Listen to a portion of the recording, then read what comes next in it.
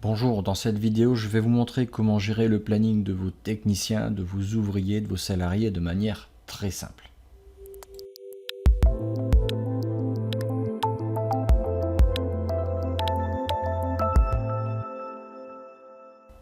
Pour cette démo, j'ai déjà créé sur la gauche mes salariés et j'ai mis des couleurs d'arrière-plan pour identifier plus rapidement en fait les équipes.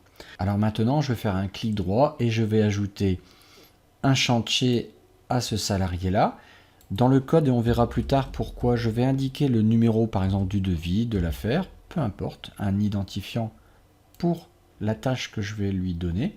Donc par exemple, voilà, je vais lui affecter une couleur. Je peux indiquer une journée de fin et j'applique. Voilà. S'il travaille en équipe, c'est très facile. Avec le raccourci clavier CTRL et un déplacement, ça en fait une copie directement.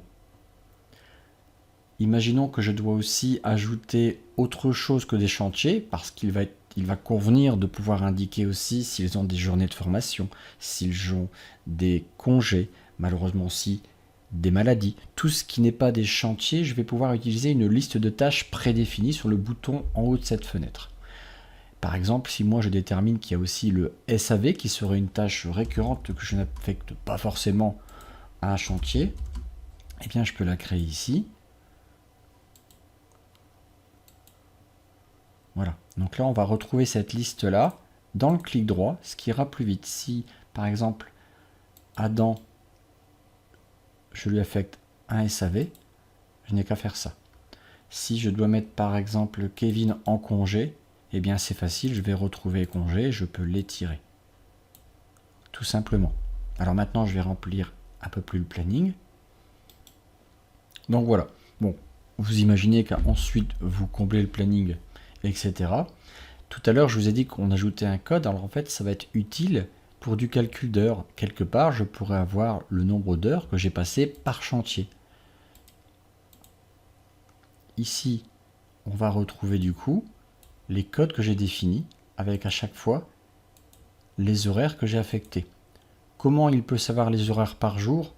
Dans les paramètres du logiciel, vous pouvez indiquer le nombre d'heures par jour de manière soit globale ou soit individuelle si vos salariés n'ont pas ou travaillent à mi-temps par exemple. Ensuite, je peux être capable d'aller plus loin dans le détail d'une journée. Par exemple, si je vais cliquer sur la semaine 37 et Adam, je pourrais préciser,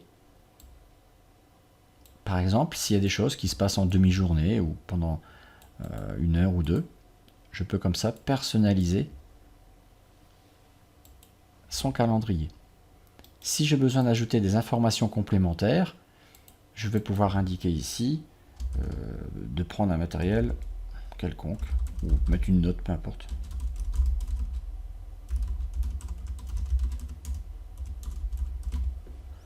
Et vous retrouverez cette bulle d'aide au survol de la souris. Enfin, je pourrais donner individuellement le planning à mes salariés, même par email si on veut, en cliquant sur ce bouton-là. Donc si je prends la dent que je viens de choisir, je peux faire une édition avec par exemple ici le détail de ces activités de manière globale ou individuelle comme on le voit ici. Voilà, donc en fait on peut faire encore plein d'autres choses, mais ça pour moi c'est le minimum pour utiliser le logiciel au niveau du bâtiment et de ses chantiers. Merci beaucoup.